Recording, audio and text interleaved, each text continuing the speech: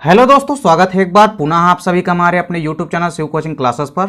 और दोस्तों आज की इस वीडियो में हम देखेंगे class 11th biology NCERT chapter 6 में। दोस्तों आज का जो हमारा चैप्टर है चैप्टर 6 ये है जगत प्लांटी या जगत पादप या पादप जगत हम इसको कहते हैं। वहीं यदि हम इंग्लिश में बोले तो किंगडम प्लांटी।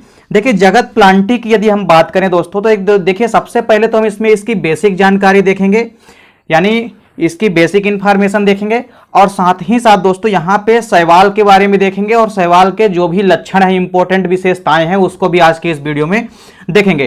तो आइए सीधा वीडियो को स्टार्ट करते हैं। देखिए दोस्तों यहाँ पे बिल्कुल भी कंफ्यूज नहीं होना। यदि आप युग बोध की बुक से पढ़ रहे हैं तो युग बोध में ये आपका चैप्टर 3 है, लेकिन आप यदि शिवलाल की बुक से पढ़ रहे हैं तो आपका ये चैप्टर 6 है।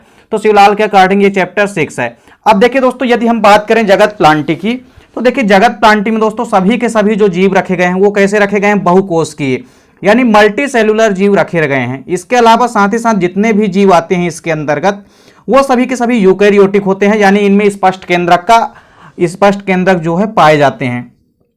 अब इसके बाद देखिए यदि हम बात करें ये पादप स्वपोषी होते हैं, यानी इसके अंतर्गत जो भी पादप आएंगे वो सभी के सभी क्या होते हैं, स्वपोषी होते हैं यानी ऑटोट्रॉपिक होते हैं। अर्थात ये प्रकाश संश्लेषण की क्रिया द्वारा अपना भोजन स्वयं बनाते हैं। अब चूंकि ये भोजन अपना स्वयं बनाते हैं इसीलिए तो इनको हम क्या कहते हैं, ऑटोट्रॉपिक कहते हैं। इसके बाद देखिए यदि बात करें दोस्तों हम जगत प्लांटी या किंगडम प्लांटी के अंतर्गत देखिए कई सारे समूहों को शामिल किया गया है। तो देखिए दोस्तों यदि हम किंगडम प्लांटी या जगत पादप की बात करें तो देखिए इसमें मुख्य रूप से किसको किसको शामिल किया गया है। सबसे पहले तो शैवालों को शामिल किया गया है, वहीं ब्रायोफाइटा, इसके बाद टेरिडोफाइटा और चौथे नंबर पे है अनावृतबीजी या जिसको हम जिम्नोस्पर्म कहते हैं, और इसके बाद आवृतबीजी यानी कि एंजियोस्पर्म। तो इतने सारे समूहों को चैप्टर 6 में शामिल किया गया है, यानी हम कह सकते हैं कि पादप जगत में या जगत प्लांटी में इसको शामिल किया गया है। अब देखिए यदि बात करें दोस्तों सबसे पहला हमारा क्या है, शैवाल या एल्गी। तो देखिए यदि एल्गी या शैवाल की बात करें दोस्तों हम तो देखिए जो शैवाल होता है बेसिकली ये एल्गा शब्द से बना है। ये देखिए शैवाल या एल्गी जो है ये लैटिन भाषा के एक शब्द एल्गा से बना है। अब चूंकि एल्गी है तो एल्गी शब्द किससे बना है दोस्तों, एल्गा से बना है, और जिसका अर्थ होता है समुद्री खरपतवार यानी सी वीड्स। इसको हम इंग्लिश में क्या बोलेंगे, समुद्री खरपतवार को सी वीड्स। तो देखिए दोस्तों यदि हम बात करें शैवाल या एल्गी की तो देखिए लैटिन भाषा के एक शब्द से बना है शैवाल या एल्गी। एल्गी शब्द जो है एल्गा से बना है जिसका मतलब होता है समुद्री खरपतवार, यानी एक प्रकार का ये समुद्र में पाए जाने वाला खरपतवार है जो कि पादपों को नष्ट करता है। अब देखिए दोस्तों यदि हम बात करें इसकी तो ये सभी के सभी क्लोरोफिल युक्त होते हैं, यानी इनमें स्पष्ट क्लोरोफिल या पर्णहरिम पाया जाता है। वहीं संवहन ऊतक रहित होते हैं, यानी इनमें जाइलम फ्लोएम क्या होते हैं, एब्सेंट होते हैं। वहीं यदि हम बात करें भ्रूण की तो एम्ब्रियो जो होता है एम्ब्रियो रहित होते हैं, यानी इनमें भ्रूण नहीं पाया जाता। वहीं सेल्यूलोज भित्ति वाले होते हैं। कैसे होते हैं दोस्तों, यानी इनकी सेल वाल जो होती है किसकी बनी होती है, सेल्यूलोज की बनी होती है। वहीं यदि हम बात करें दोस्तों ये कैसे होते हैं तो सभी के सभी एक कोष की यानी कि यूनिसेलुलर जननांग वाले होते हैं तथा साथ ही साथ स्वपोषी जीव होते हैं।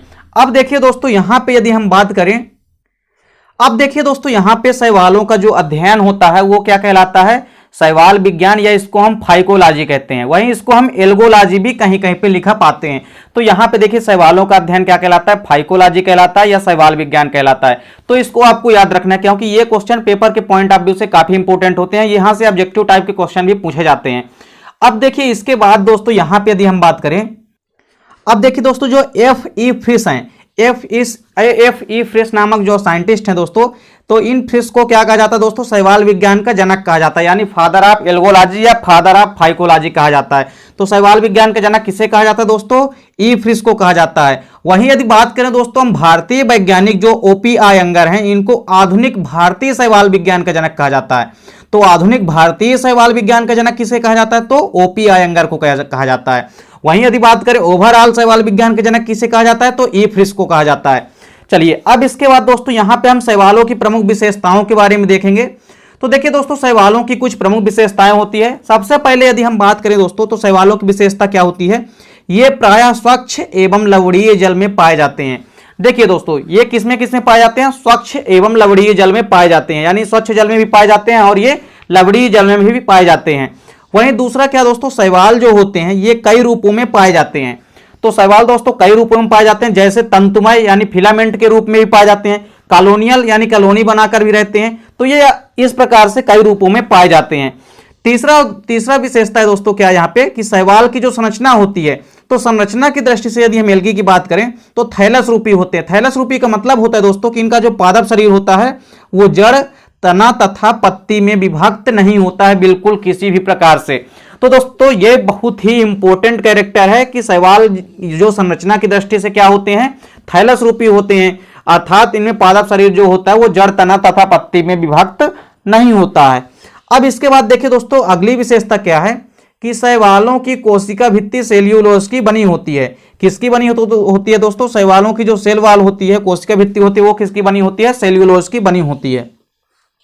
इसके बाद देखिए दोस्तों नेक्स्ट विशेषता क्या है यहाँ पे कि इनमें प्रकाश संश्लेषण जो होता है दोस्तों, तो प्रकाश संश्लेषण द्वारा बनाया गया जो भोजन होता है वो मंड अथवा स्टार्च या कार्बोहाइड्रेट के रूप में संचित रहता है। मंड को ही हम स्टार्च कहते हैं दोस्तों।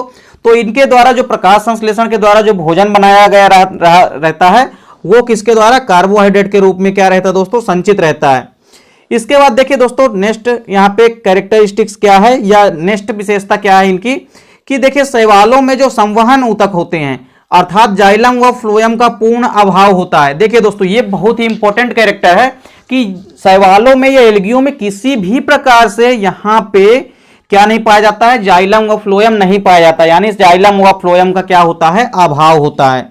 चलिए इसके बाद नेक्स्ट विशेषता क्या है कि शैवालों में यांत्रिक ऊतक भी नहीं पाए जाते हैं। शैवालों में किसी प्रकार के भी दोस्तों यांत्रिक ऊतक जो कि पौधे को खड़े रहने में या और कई सारे साइकिल में और कई सारी क्रियाओं में सहायता प्रदान करते हैं, तो इनमें किसी प्रकार से यांत्रिक ऊतक नहीं पाए जाते हैं। अगली विशेषता है शैवालों में कायिक, अलैंगिक एवं लैंगिक तीनों प्रकार के जनन पाए जाते हैं। देखिए शैवालों में तीनों प्रकार के जनन पाए जाते हैं। कायिक यानी कि जिसको हम वर्धी प्रजनन भी कहते हैं, तो कायिक के वर्धी प्रजनन भी इसमें पाया जाता है। अलैंगिक यानी असेक्सुअल रिप्रोडक्शन भी व सेक्सुअल रिप्रोडक्शन, तीनों प्रकार के रिप्रोडक्शन पाए जाते हैं एल्गी या शैवालों में। वहीं कायिक एवं जो अलैंगिक जनन होते हैं ये बहुतायत में पाया जाता है, यानी अधिक मात्रा में क्या पाया जाता है? कायिक व अलैंगिक जनन ही ज्यादा मात्रा में पाया जाता है। अब देखिए कायिक जनन की यदि हम बात करें या वर्धी प्रजनन की, तो ये प्रायः खंडन द्वारा होता है। मतलब कोई भी जीव खंड जो है टूट करके नए भागों का निर्माण करेंगे और वो हर एक नया भाग जो है एक नए पौधे का या नए एक शैवाल का निर्माण कर देते हैं। तो इनमें जो कायिक जनन होता है वो प्रायः किसके द्वारा होता है? खंडन द्वारा होता है। वहीं जो अलैंगिक जनन होता है यानी असेक्सुअल रिप्रोडक्शन होता है वो किसके द्वारा होता है दोस्तों? चल बीजाणु या अचल बीजाणु दोनों के द्वारा होता है। देखिए चल बीजाणु यानी जू स्पोर और प्लेनोस्पोर दोनों प्रकार के माध्यम से यहाँ पे जो असेक्सुअल रिप्रोडक्शन होता है वो संपन्न होता है। तो इस प्रकार से दोस्तों शैवालों की प्रमुख विशेषताओं में क्या है दोस्तों कि शैवालों में कायिक, अलैंगिक व लैंगिक जनन भी पाए जाते हैं।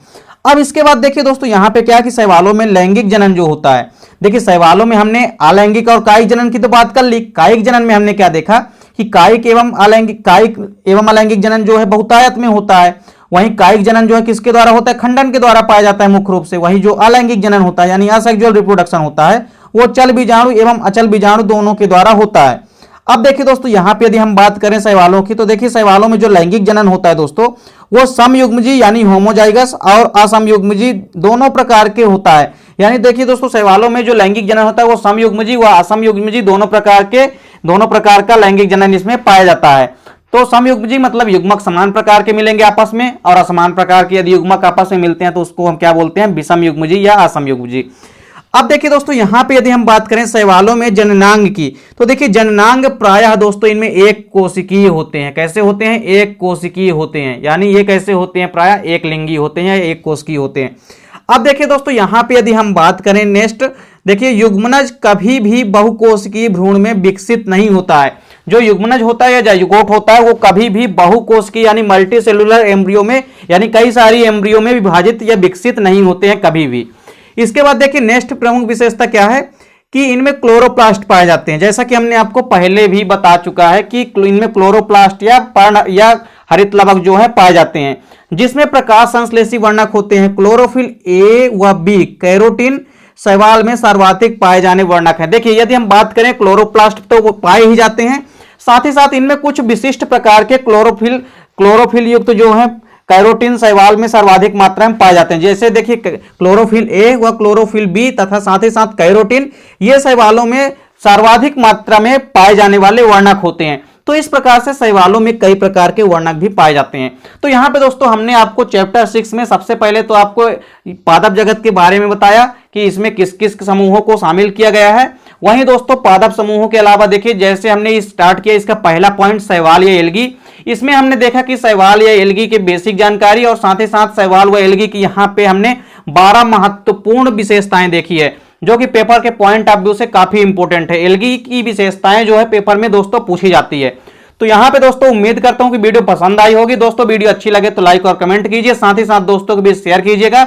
मिलते हैं दोस्तों नेक्स्ट वीडियो में, तब तक के लिए जय हिंद, वंदे मातरम।